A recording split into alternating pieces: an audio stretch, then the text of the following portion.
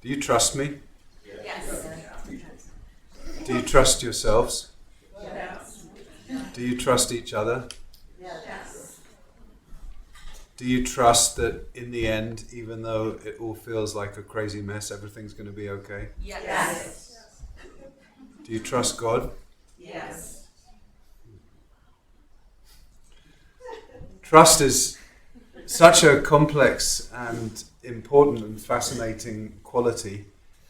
And what's interesting about it is that really in Hebrew, trust and security is kind of the same word.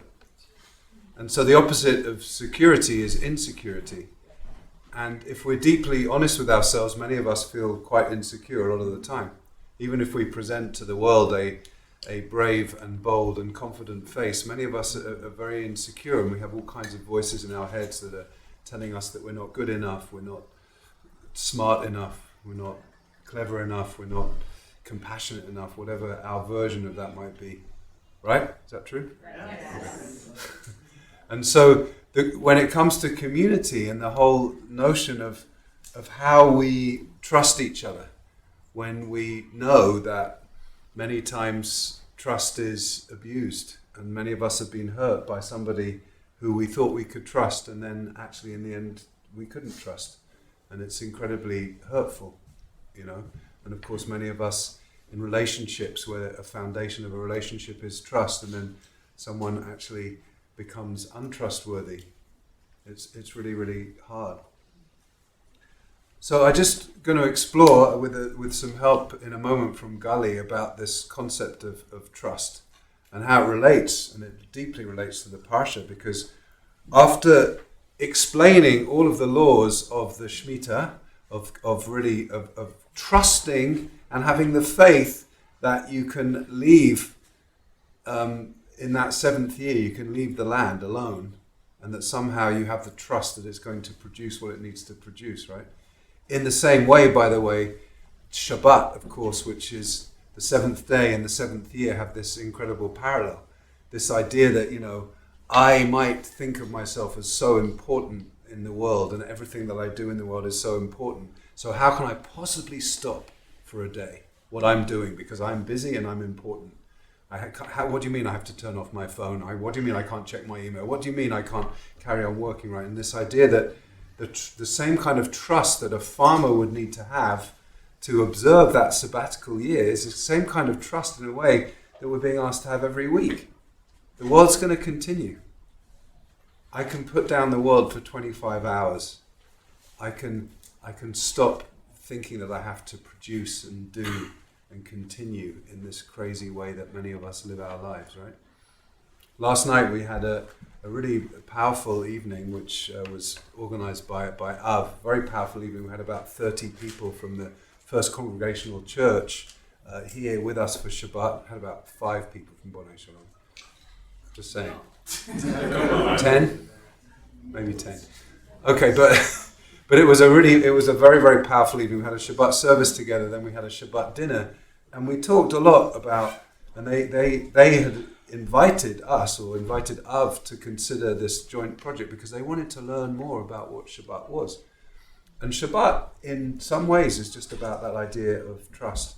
So the Torah gives us this whole kind of description of what we need to do in an agricultural society for that Shemitah year, and then the seven times 7 years, and then this Jubilee year, and this idea, as I said at the beginning of the Parsha, that then everything returns to its original ownership. Can you imagine? If you had a lovely, lovely house that you really, really put a lot of time into, a lot of effort, a lot of money into this house, and then suddenly someone comes along and says, it's Jubilee year, it goes back to its original owner, you're dispossessed. I mean, none of us can imagine that. And yet somehow that was what the Torah is telling us, right? That all debts would be released. I could owe you thousands of dollars, and then in the Jubilee year, it's like, well, all the debts are eradicated, I mean, it's impossible to imagine in our economic system something like that would work. But after explaining the laws of Shemitah and the laws of the Jubilee year, the laws of the sabbatical year and the laws of the Jubilee year, the Torah then says, Va'asitem et chukotai ve'et mishpatai, And so you will perform these laws and these statutes. You will tishmoru va'asitem. You will both keep them and do them. Otam v'shavtem al haaretz la vetach, and you will dwell on the earth with trust, in security. La vetach, you will trust. And so it's this extraordinary invitation to say, even though I'm going to take a big leap of faith and perhaps enter into something that is demanding more of me than I think I can give, there is a way in which I surrender and just trust that it's going to be okay. Trust that the world is going to continue without me needing to work. Trust that the earth is going to continue to produce without me needing to plant and to farm it. Right?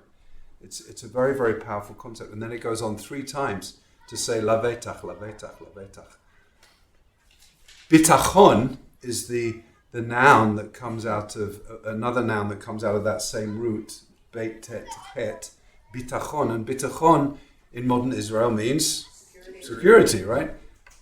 So we don't have trust that we're not going to have an armed security guard anymore, which is a sad reality of our world, right? After all that we've experienced in the world and in this country, ironically, we don't have bitachon, so we have bitachon.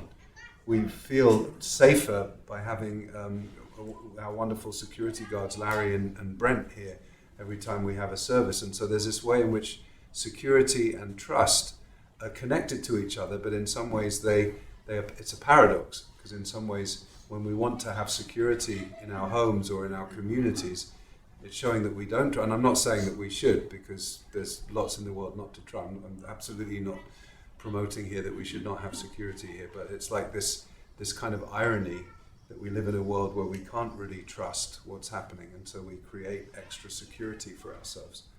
But that happens in all kinds of other ways too. The illusion of security, the illusion of trust. We put our trust in things that are ultimately fragile and temporary, and in doing that, we're actually negating the idea that we really trust, And of course, it happens with wealth and prosperity. It happens in all kinds of ways, and I'll say more about that later on. But one thing before I invite Gali to share some reflections, because she's been reading a lot and thinking a lot about trust recently, is so bitachon, trust, is a midah, is an attribute that appears in Musa, in the world of Musa, where we look at different kind of qualities or attributes of human development and work on them. One of them is trust. And there's a really profound, and in Jewish thought, bitachon is really about trusting God more than anything, which for some of us is very complicated in a world that feels so unfair and cruel and unjust in so many ways, that we somehow have to have this trust that everything's going to be okay. Is very challenging, I think, for many of us. It is for me, I'll be honest, but I try. But there's, Susan read the D'var Torah from Jeremiah. Another quote in Jeremiah that appears in our Siddur is Baruch HaGever Asher Yiftach Ba'Adonai, right? Blessed is the person who puts their trust in God. And that comes again and again in our liturgy, and it comes from the prophet Jeremiah. And there's another quote, and this is at the beginning of chapter 22 of this amazing book, Everyday Holiness, by Alan Marinas, a real fantastic book on the spiritual path of Musa. And the other quote that he has at the beginning of the chapter on trust, which is chapter 22, he quotes Rabbi Yosef Yotzel Horowitz, who was the Alter of Novorodok. Novorodok was the yeshiva, which was primarily a Musa yeshiva. And those of you who were here to see, when Dr. Michael Kagan was here, his father lived in the ghetto of Novorodok, and his whole story about escaping from that ghetto. So Rabbi Yosef Herzl Horowitz says, a person who tries to practice trust in God while leaving themselves a backup plan is like a person who tries to learn how to swim but insists on keeping one foot on the ground. So a really great quote. So Gali, what do you think about trust? Well, I love trust, and I love to study trust. At work, I study the science of culture change in organizations. And Google did a study about 5 or so years ago called Project Aristotle, and they found that the 5 conditions that made the best teams, and I may not remember them all, but like impact, purpose, meaning, accountability, I think, structure, and psychological safety. And the psychological safety is the part that interested me the most. And it's defined as the ability to be your whole self in an organization and to trust that you're not going to be mocked or derided or excluded for being who you are. And how do you get psychological safety? It comes from trust. And then how do you get trust? Interestingly, to people who study the Enneagram, especially Enneagram 2s, the way you get trust is by being emotionally vulnerable. So being emotionally vulnerable means letting you know something about myself that puts me at risk from you knowing this thing about myself. And so if I am emotionally vulnerable with you, you will trust me more. And then if you, it's like a feedback loop. And then if you trust me, maybe you'll be emotionally vulnerable, and then I'll trust you. And then we grow psychological safety.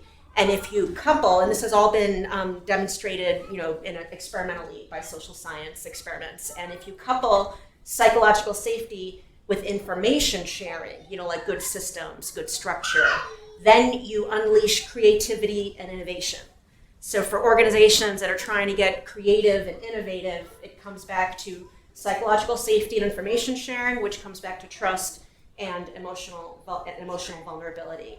And then the reason I got so excited when Rabbi told me the topic today is because just yesterday I learned a new theory of trust. And so, higher power moment.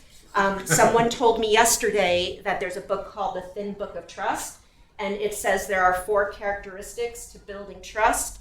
One is sincerity. So when you say something, I have to believe you actually mean it. And then 2 is reliability. So if you tell me you're going to do something, I have to believe that you will actually do it. 3rd is competence. So if you tell me you're going to do something, I have to believe you actually can do it. And then those 3 things are about transactional trust. But then to develop this more essence of trust, you have to add the 4th ingredient, which is care and compassion and love, another Enneagram 2 type essence. So thank you so much for letting me share that. That's awesome, Shakar. That's really awesome. Oh, I see some hands up. Wait, okay, go ahead. Yeah, let's. I just want to say, when you started to speak about trust, the 3 thoughts came up for me. Courage and heart lead to trust. That you can't have courage, you can't have trust without those 2 other components. It's not possible. Great. So, just for the sake of people on live stream, what Sarah just shared is that courage and heart have to be there if you're going to really have trust. And I think that's really interesting because in Mussar work, the opposite of trust is fear and anxiety. And when we're really fearful of what's going to happen, when we're anxious about how things are going to unfold, we're anxious about the future, in that anxiety we are absolutely not trusting. And so it's not that fear and anxiety aren't sometimes necessary to protect us from the world. I think that there is a way in which, if we're really working on trust, we have to just sort of surrender at a certain point. Sharon? I also think realistic expectations. Yeah. Because if you have unrealistic expectations and people don't meet them, that breaks trust. Absolutely, and I think that's what I heard in what Gali was sharing just now. So Sharon just said that you have to have realistic expectations, because if you have unrealistic expectations on what someone is capable or not capable of doing, then it's a break of trust. And I think what I heard in what Gali said is that the competence and the reliability and sincerity, those are the sort of prerequisites of there being trust. So, yeah, Susan. To go back to the Torah portion and the Shemitah and the Yovel, they don't work without trust. Correct. Because there's another place, I'm trying to remember where the Shemitah is talked about, and there's concern that if people won't actually lend money or redeem debt if they know that at some future date, especially if the future it's pretty close, they're going to lose it. Why buy a piece of property, spend the money if in 2 years it's going back to its owner? And there has to be some degree of trust that you are going that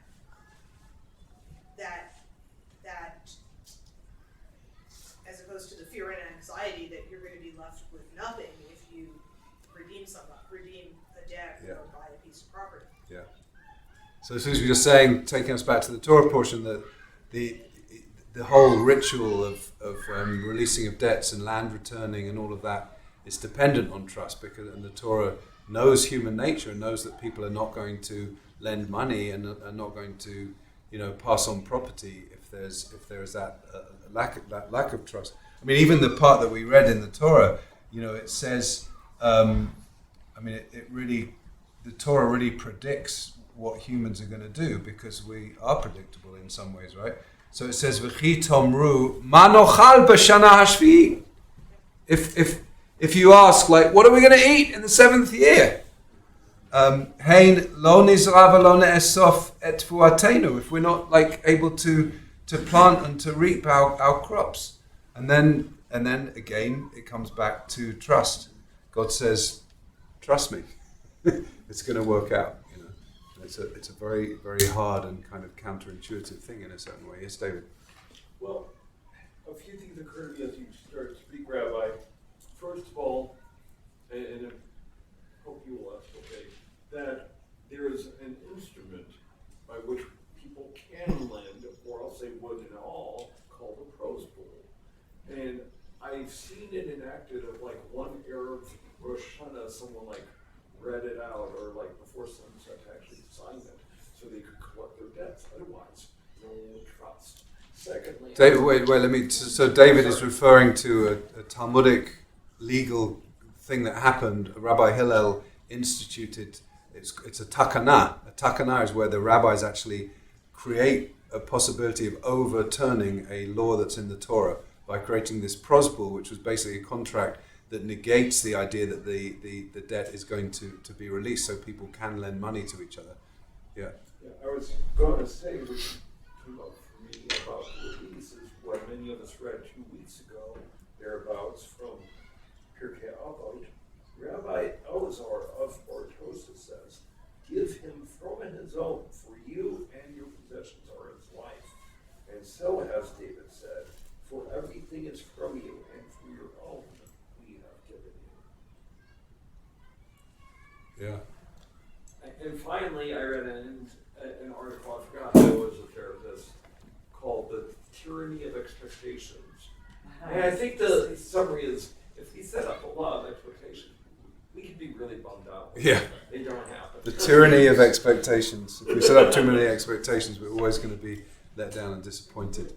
Yeah. Very quickly, there's a 12-step slogan that says, "Expectations are premeditated resentments." That's great. That's great. Wow. I don't know if you heard that on live stream, but Gali was just quoting a 12-step principle, which is expectations are premeditative resentments. Wow. That's really powerful. Okay. We'll have one last thought, and then I'm going to tie us up. Do you trust me? If I actually got rope out, would you trust me? I'm going to tie things up. Yeah. I'm thinking back to the duality you raised before between equality Yes. and freedom. Yes. And when you first mentioned that, I was thinking to myself, freedom of what? Freedom to what? And the way that you presented it was, capitalism provides freedom, but it's freedom for the individual to thrive, which in many ways is at odds with equality. And in thinking about trust, there are obviously various scales of trust. Do we trust as individuals? Do we trust in God? But if part of what trusting in God means is trusting in the ability of human beings to aspire to something better, thinking beyond ourselves and working to make the world more equal, then focusing on the kind of communal aspect of trust, the need to render ourselves porous, vulnerable to others, maybe that's where we can find also that kind of porousness between equality and freedom. Freedom is not defined by the ability of the individual to thrive. So I read one of the footnotes in the Torah portion was talking about how even though you can't harvest the land in traditional ways, you can still pick things from the vine, but not as an owner. It's open to everyone.